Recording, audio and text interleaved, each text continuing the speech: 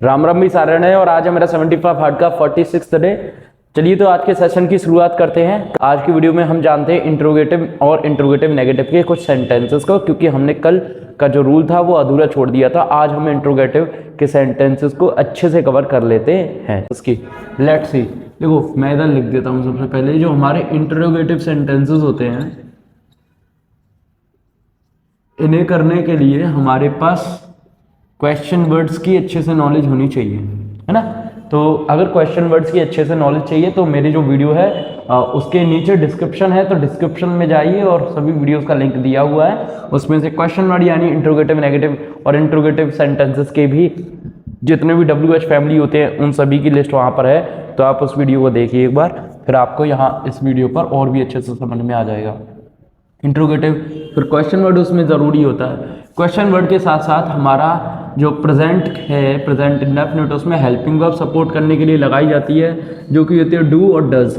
फिर हमारा आता है सब्जेक्ट। देखिए ये डू डज किसके हिसाब से लगता है? डू डज हमारा लगता है सब्जेक्ट के हिसाब से। अगर सब्जेक्ट हमारा सिंगुलर है तो डज लगेगा, और सब्जेक्ट हमारा प्लूरल है तो डू आ जाएगा। नेक्स्ट अगर मैं बात करूं तो वो रहता है फिर हमारा वर्ब की फर्स्ट फॉर्म, उसके बाद ऑब्जेक्ट, ऑब्जेक्ट के बाद क्वेश्चन मार्क लगा जाता है इधर। तो कल हमने जाना था कि कैसे व्हाट और डू डज का यूज कैसे किया जाता है। आज हम थोड़े से सेंटेंसेस जान लेते हैं। ये तो हो गया हमारा इंट्रोगेटिव। अगर हमें इंट्रोगेटिव नेगेटिव बनाना है तो क्वेश्चन वर्ड डू डज, फिर सब्जेक्ट आ जाता है, सब्जेक्ट के जस्ट बाद आ जाता है नॉट, नॉट के बाद वर्ब की फर्स्ट फॉर्म, एंड देन आपका ऑब्जेक्ट। ठीक है, देखिए जैसे does he play with you, इसका मतलब क्या है कि क्या वह तुम्हारे साथ खेलता है। अब इसका जो जवाब है वो या तो यस में आ रहा है या नो में आ रहा है। तो इसका मतलब क्या है कि हमने हेल्पिंग वर्ब से शुरुआत करती है सेंटेंस की। अब इधर आप देखें कि इसमें क्वेश्चन वर्ड नहीं है। ये जो क्वेश्चन वर्ड्स हैं ये यहाँ पर मौजूद नहीं है, यानी क्या सेंटेंस, क्या शब्द के लिए हमने व्हाट का यूज नहीं किया है, हमने यूज किया है डज का। आई होप ये चीज आपको समझ में आ गई होगी।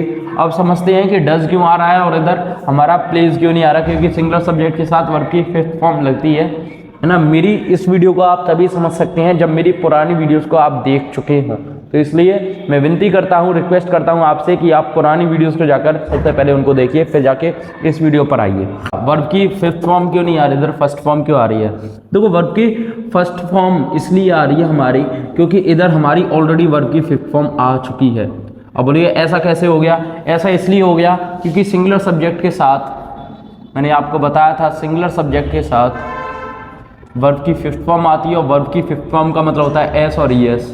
तो डू के साथ हमने ऑलरेडी ईएस लगा दिया है, तो क्या बना है हमारा? डज बना है हमारा, है ना, डज बन गया। सो सिंगुलर डज, ऐसे ही डज पहले आ गई तो दोबारा से एस और ईएस लगाने की कोई ज़रूरत नहीं है, एक बार लगा दिया बस, उतना ही बहुत है। सिंगुलर सब्जेक्ट के साथ डज आता है, प्लूरल सब्जेक्ट के साथ हमारा डू आता है। नेक्स्ट अगर बात करें तो हमारा सेंटेंस एक और बना लेते हैं हम, जैसे डू दे नॉट बना लेते हैं इस बार। Do they not teach you, do they not teach you. देखिए क्या आ रहा है हमारा, डू और डज से शुरुआत हो रही है ना। वॉट इसमें आ नहीं रहा है। Do they not teach you, क्या वो तुम्हें नहीं पढ़ाते हैं? क्या वो तुम्हें नहीं पढ़ाते हैं? नहीं पढ़ाते हैं। अब इसका मतलब क्या है कि आप हाँ या ना में ही जवाब दोगे। हाँ वो पढ़ाते हैं, नहीं वो नहीं पढ़ाते हैं। तो हाँ या ना में जैसी जवाब आया आप समझ जाइए कि आपकी हेल्पिंग वर्ब लग जाएगी और जो व्हाट है वो हट जाएगा। ठीक है, ये चीज आपको समझ में आ गई होगी। नेक्स्ट अगर हम व्हाट से भी बना लेते हैं, जैसे what does she do at home. अब ये जो डू है इधर डज भी आ रहा है, अब इधर कंफ्यूजन होगा। कोई कंफ्यूजन की बात नहीं है। इधर तो हमने पूछा है क्या, और ये इस डू का मतलब है करना। तो वह क्या करती है एट होम, वह घर पर क्या करती है, इसका सेंटेंस का मतलब ये निकला है। तो वह घर पर क्या करती है, what does she do at home, what does she do at home, वह घर पर क्या करती है। अब एक चीज और समझने की है, इसमें जो अपना क्वेश्चन वर्ड है वो क्यों आ रहा है, डू एट डज से शुरुआत क्यों नहीं हो रही है, व्हाट से शुरुआत क्यों हो रही है, क्योंकि इसका जो सेंटेंस का जो मतलब है वो हाँ या ना में नहीं आ रहा है। वो घर पर क्या करती है, हाँ, वो घर पर क्या करती है, ना, तो इसका मतलब क्या कि हम कुछ भी बोल लें वह घर पर क्या करती है, तो इसका मतलब हाँ या ना में तो जवाब नहीं आएगा, उसका एक प्रॉपर रीजन देना पड़ेगा, और जहां पे प्रॉपर रीजन की बात आ जाती है वहां पर हमारा व्हाट लगाना अति आवश्यक हो जाता है।